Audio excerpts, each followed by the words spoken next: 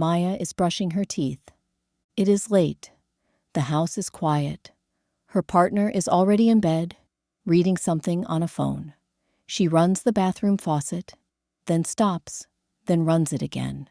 And in that small, ordinary space between the sound of water and the sound of nothing, a moment from earlier in the evening returns to her without being asked.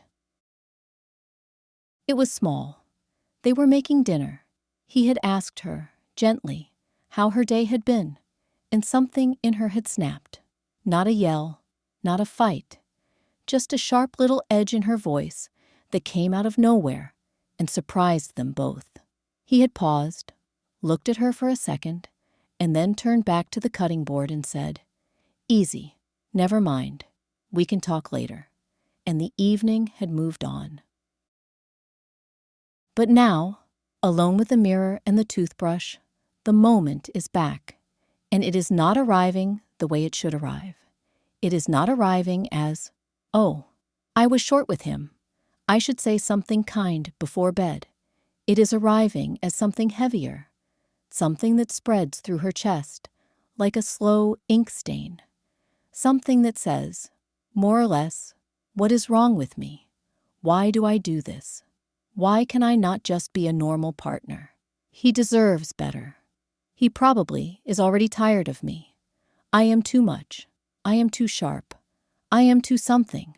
I am." Maya does not know it yet, but the difference between what should be happening in her chest right now and what is actually happening in her chest right now has a name. It has, in fact, two names. And the difference between those two names is one of the quietest, most important differences in the human emotional life.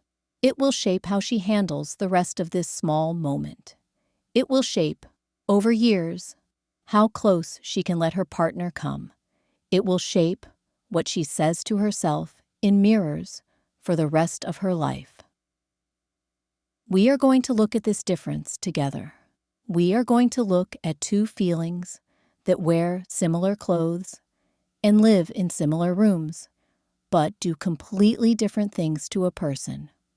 We are going to look at how they show up in love, how they show up in self-talk, and what helps when one of them takes hold and will not let go. This episode is meant to be listened to gently. You do not have to follow every word. You do not have to figure out which one you carry. You only have to notice. Notice what feels familiar. Notice what softens. We are not trying to change anything now. We are only trying to see clearly. Let us begin with the difference itself. There are two feelings that often get spoken of as if they were the same. Most people use them interchangeably. Most people have never been told they are not the same. And yet, the difference between them is, quite literally, the difference between a feeling that helps you grow and a feeling that quietly eats you from the inside. The first feeling is guilt. Guilt is the feeling that says, "I did something bad." The second feeling is shame. Shame is the feeling that says, "I am bad." Think about what is being said in those two sentences, again, slowly, and feel the difference in your body. I did something bad.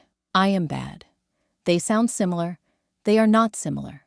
They are, in fact, almost opposite in what they do to a person. Guilt is about behavior. It points to a thing you did, and it asks you to look at that thing. Guilt is uncomfortable, but it is bounded. It has edges. You can hold it in your hand and turn it over and decide what to do with it.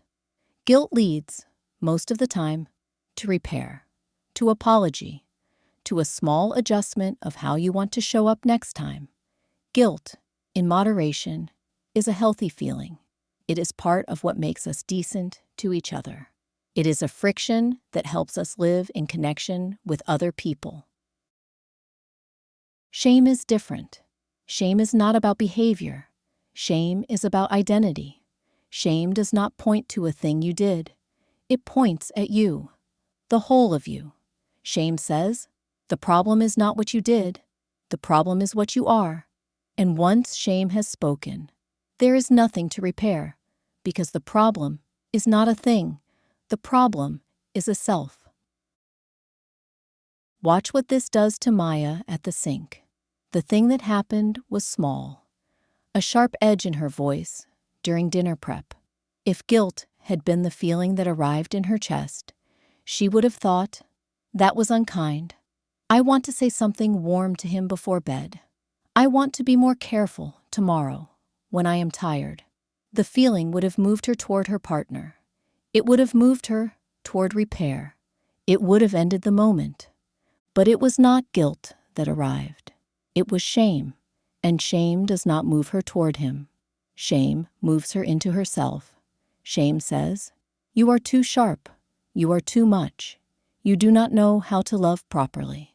Shame asks her to grade her whole personhood on the basis of one small moment. And because shame's verdict is always the same, that something about you, at the core, is wrong, the moment cannot end. It just spreads. This is the quiet difference we are going to explore. Two feelings that look alike from the outside. Two feelings that do completely different things on the inside.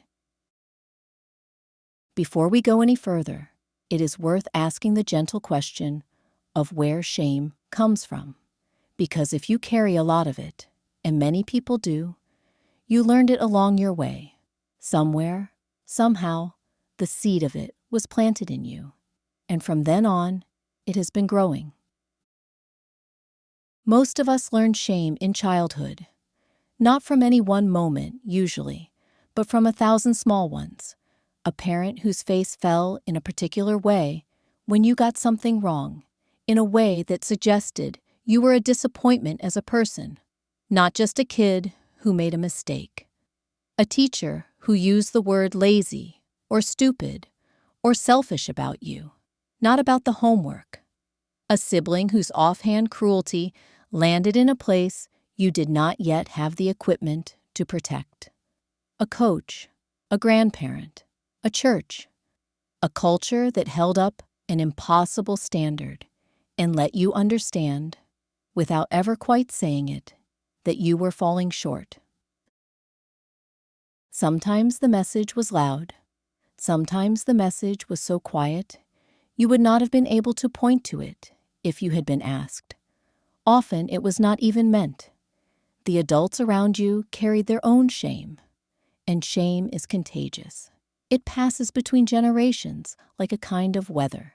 The eyes that looked at you were sometimes the eyes that had looked at someone else, long ago, when they were small.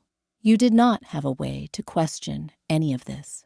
You were a child when the people who fed you and held you and named the world for you suggested, even in passing, that something about you was the problem.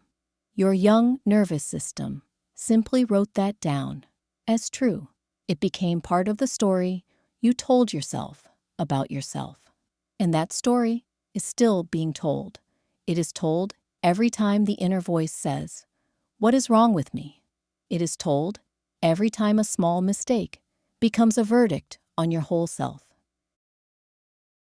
Here is what makes shame particularly hard to dislodge. Once it is installed, it does not need new evidence. It uses old evidence over and over on a loop. A small slight in the kitchen at 7 in the evening becomes proof of a story shame already believed. The mind does not weigh whether the proof is fair. The proof fits the story, so the story is reinforced. The story tightens its grip. Maya, at the sink, is not actually living in tonight. She is living in a much older feeling that tonight has reactivated. The sharp edge in her voice was just the door. What walked through the door was a feeling that had grown over decades. And until she can see that, the feeling will keep doing what it has always done. Which brings us to the heart of what shame does in the place where most of us most need to feel safe, the place we share with another person. Imagine, for a moment, two versions of the same evening. In the first version, Maya is at the sink, and what arrives in her chest is guilt. She thinks, I was short with him for no reason. He did not deserve that. I want to go in and say something. So she finishes brushing her teeth, walks into the bedroom, sits down on the edge of the bed, and says, I am sorry I snapped at you earlier. I was tired, and it was not fair. He looks up from his phone. He smiles a small smile. He says, thank you for saying that. It is okay. I love you. The lamp goes off. They go to sleep next to each other, a little closer than before. The moment is over. The relationship is, by the smallest possible amount, stronger. That is what guilt can do in relationships. Guilt can lead to repairs. Guilt can close loops. Guilt is a small ache that, when voiced, moves you toward the other person. Now imagine the second version. Maya is at the sink, and what arrives in her chest is shame. She thinks, I am too sharp. I am too much. He is going to figure out one day that I am exhausting, and he is going to be done with me. The thought is so painful that she cannot bring it into the bedroom. She does not want him to see her face right now. She does not want to risk hearing him say something kind, because his kindness will only confirm how undeserving she is. So she does one of three things. She might withdraw. She brushes her teeth slowly. She finds something to do in another room. She comes to bed late, after he is already asleep, and turns her back to him so she does not have to look. The moment is not closed. It is buried. Or she might over-apologize. She walks into the bedroom and starts a long, frantic explanation of how sorry she is, how she knows she is difficult, how she does not know why he puts up with her. She is not, in this moment, asking for repair. She is asking him to manage her shame for her. She is asking him to reassure her that she is not the thing she fears she is. He will try. He always does. But the reassurance will not land, because shame does not let reassurance land. And in the morning, the feeling will still be there, and so will some quiet residue of the burden she just placed on him. Or she might get defensive. She walks into the bedroom, and instead of apologizing, she finds a reason it was not really her fault. He had been a little distant earlier. He had not done the dishes the night before. The list materializes out of nowhere because shame cannot tolerate the simple conclusion that she is responsible and must find some outlet in blaming the other. This is what shame does in love. It blocks repair. It pushes you away from the person you most want to be close to, exactly when closeness is what would heal the moment. It turns small things into large things. It uses your partner as either a confessor, a scapegoat, or a mirror, and none of those roles is one a partner can fill for long without growing tired. If you have ever wondered why the same fight keeps happening in your relationship, even when you both have the best intentions, shame is often the quiet answer. The fight is not really about the dishes. The fight is about a feeling that has not been allowed to be named. If guilt and shame produce different behaviors in love, they produce even more different conversations inside your own head. And it is here, in the privacy of your own self-talk, that the difference matters most. Because most of us spend more time talking to ourselves than we spend talking to anyone else. Guilt-based self-talk uses the language of behavior. It sounds like, that was unkind, I want to do better next time. Or, I was not as patient as I wanted to be tonight. I will try again tomorrow. Or, I let that person down. I want to make it right. Notice the shape of the sentences. They name an action. They locate the action in a moment. They suggest a next step. They are uncomfortable to feel, but they are workable. Shame-based self-talk uses the language of being. It sounds like, "What is wrong with me?" Or, "I am terrible." Or, "I am too much." Or, "I always do this." Or, "I am the kind of person who ruins things." Notice the shape of these sentences. They do not name an action. They name a self. They do not locate the problem in a moment. They locate the problem in the whole of who you are. And they do not suggest a next step, because there is no next step when the problem is your existence. Many people who think of themselves as highly self-aware, even highly self-critical, are actually living inside a shame loop, not a guilt loop. They mistake the volume of the inner voice for evidence of conscience. They think, "I am hard on myself because I have high standards." They think, "My self-criticism is what keeps me a good person." But here is the quiet truth that the research has been showing us for decades. Shame does not motivate change. Shame freezes change. People who are flooded with shame do not, on average, behave better afterwards. They behave worse. They withdraw. They avoid. They lash out. They drink, or eat, or scroll, or numb, because shame is so painful that the nervous system's first job is just to make it stop, and the nervous system rarely makes it stop in graceful ways. Guilt, in contrast, does motivate change. Guilt is workable. Guilt has a door at the end of it. Guilt says, "I did something I do not want to do again," and that recognition is enough to bend the path forward. So the inner voice that you have called your conscience for years, the one that is always telling you that you are too much, too sharp, too disappointing, too late, too lazy, too needy, too quiet, too anything. That voice may not be your conscience at all. It may be shame, wearing your conscience's clothes. It may be a voice you started paying attention to long ago in some early room that has been impersonating your own thoughts ever since. Maya, at the sink, is beginning to wonder this for the first time. The voice that has been talking to her for the last few minutes does not actually sound like her. It sounds like someone older. It sounds like a verdict that was issued before she was old enough to argue with it. And, for the first time in a long time, she is wondering whether she has to keep listening to it. So what do you do when you can feel the shame ink starting to spread?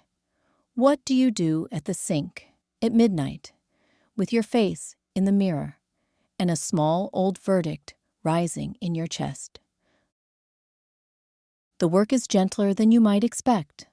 There is no trick to make shame disappear in one motion. But there are 3 quiet movements that, practiced over time, change the relationship between you and this old feeling. We will go through them slowly. The first movement is naming. Shame does most of its work in disguise. It pretends to be your honest self-assessment. It pretends to be your conscience.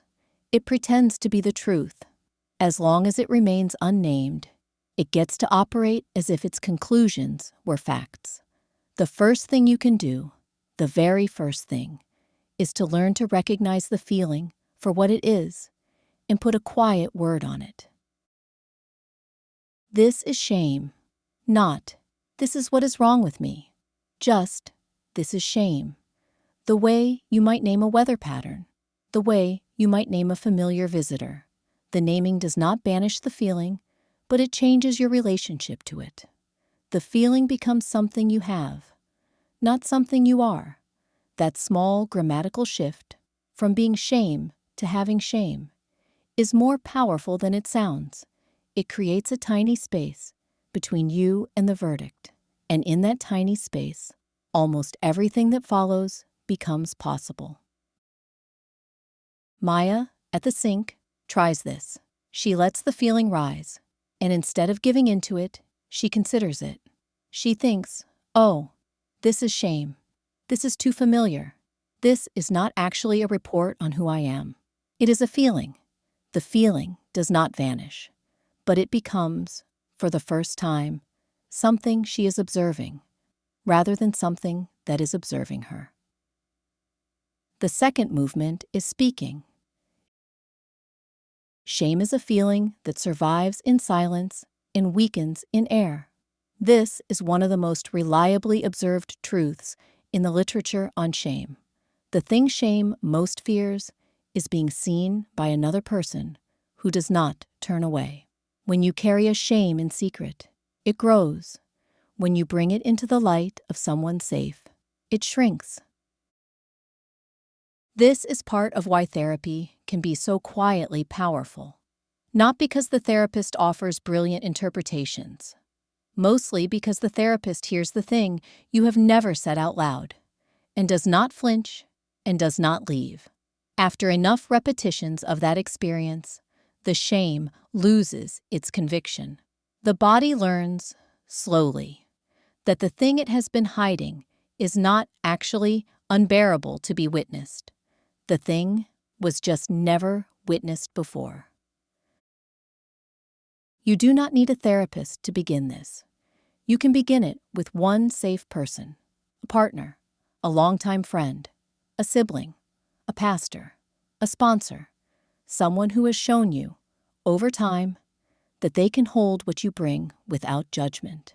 The first time you say the thing out loud, you will probably feel worse for a moment.